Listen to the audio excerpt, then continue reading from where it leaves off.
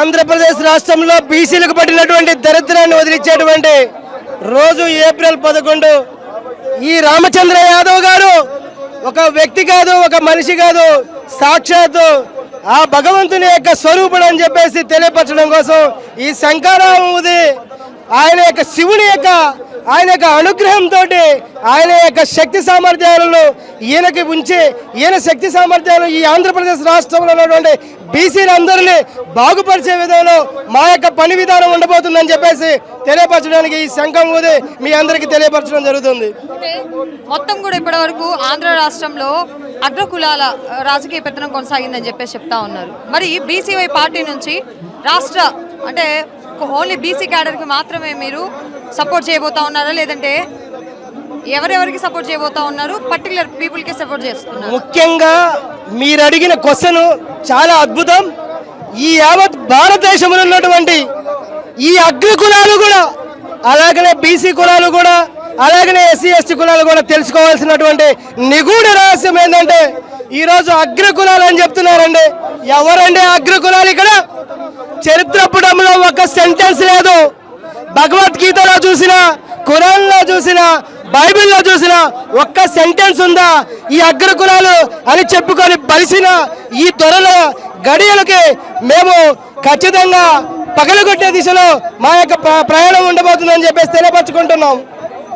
అయితే మొత్తంగా కూడా అగ్రవర్ణాలే కాకుండా ఇక్కడ కొన్ని ప్రతిపాదనలు చేయడం జరిగింది బీసీవై పార్టీ నుంచి. మొత్తం 5 డిమాండ్లు మీరు పెట్టారు. మరి ప్రభుత్వం ఆ డిమాండ్లను గినిగా పట్టించుకోకపోతే నెక్స్ట్ బీసీవై పార్టీ నుంచి కానీ లేదంటే మీ నాయకుడి నుంచి కానీ ఏ విధంగా నెక్స్ట్ స్టెప్స్ తీసుకోబోతా ఉన్నారు? అసలు ముఖ్యంగా మనం తెలుసుకోవాల్సింది ఏంటంటే మిత్రులారా, 5 డిమాండ్లు మేము పెట్టలేదు. 5 డిమాండ్లను మీరు ఇస్తానని, ఈ బీసీలకు ఏదో ఒరగదీస్తానని ఎన్నికల హామీలో భాగంగా, అలాగనే మీ పాదయాత్రలో భాగంగా కళ్ళబొల్లి మాటలు, మీ మాటలనే మేము పట్టుకొని మీ ముందు ఉంచామే తప్ప మేము డిమాండ్ చేయట్లేదు, మేము అడుక్కోవట్లేదు. మీరు చెప్పిన విధానాన్ని మేము మీకు ఒకసారి గుర్తు చేస్తూ మీరు నయవంచన చేస్తున్నారని భావించి మాకు రక్షణ కొరకు, అభివృద్ధి కొరకు, మా యొక్క రాజకీయ భవిష్యత్తు కొరకు ఈరోజు తలపెట్టినటువంటి రామచంద్ర యాదవ్ గారి ఈ అకుంఠిత దీక్ష మీకు కనబడుతుందని చెప్పేసి తెలియపరచుకుంటున్నాను.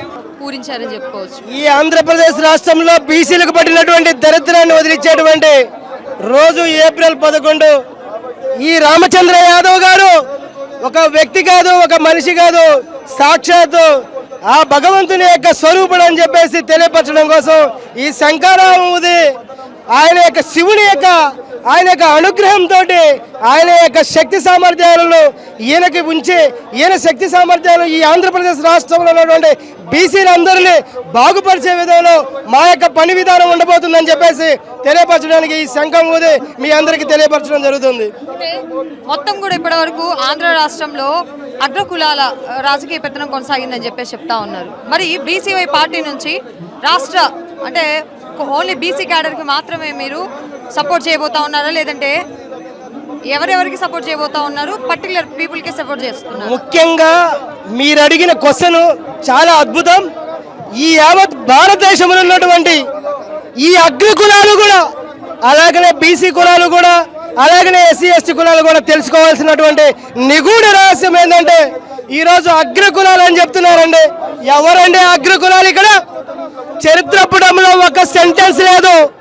భగవద్గీతలో చూసినా, ఖురాన్లో చూసినా, బైబిల్లో చూసినా ఒక్క సెంటెన్స్ ఉందా ఈ అగ్ర కులాలు అని చెప్పుకొని బలిసిన ఈ దొరల గడియలకి మేము ఖచ్చితంగా పగలగొట్టే దిశలో మా యొక్క ప్రయాణం ఉండబోతుందని చెప్పేసి తెలియపరచుకుంటున్నాం. అయితే మొత్తంగా కూడా అగ్రవర్ణాలే కాకుండా ఇక్కడ కొన్ని ప్రతిపాదనలు చేయడం జరిగింది బీసీవై పార్టీ నుంచి. మొత్తం 5 డిమాండ్లు మీరు పెట్టారు. మరి ప్రభుత్వం ఆ డిమాండ్లను గినిగా పట్టించుకోకపోతే నెక్స్ట్ బీసీవై పార్టీ నుంచి కానీ లేదంటే మీ నాయకుడి నుంచి కానీ ఏ విధంగా నెక్స్ట్ స్టెప్స్ తీసుకోబోతా ఉన్నారు? అసలు ముఖ్యంగా మనం తెలుసుకోవాల్సింది ఏంటంటే మిత్రులారా, 5 డిమాండ్లు మేము పెట్టలేదు. 5 డిమాండ్లను మీరు ఇస్తానని, ఈ బీసీలకు ఏదో ఒరగదీస్తానని ఎన్నికల హామీలో భాగంగా, అలాగనే మీ పాదయాత్రలో భాగంగా కళ్ళబొల్లి మాటలు, మీ మాటలనే మేము పట్టుకొని మీ ముందు ఉంచామే తప్ప మేము డిమాండ్ చేయట్లేదు, మేము అడుక్కోవట్లేదు. మీరు చెప్పిన విధానాన్ని మేము మీకు ఒకసారి గుర్తు చేస్తూ మీరు నయవంచన చేస్తున్నారని భావించి మాకు రక్షణ కొరకు, అభివృద్ధి కొరకు, మా యొక్క రాజకీయ భవిష్యత్తు కొరకు ఈరోజు తలపెట్టినటువంటి రామచంద్ర యాదవ్ గారి ఈ అకుంఠిత దీక్ష మీకు కనబడుతుందని చెప్పేసి తెలియపరుచుకుంటున్నాను.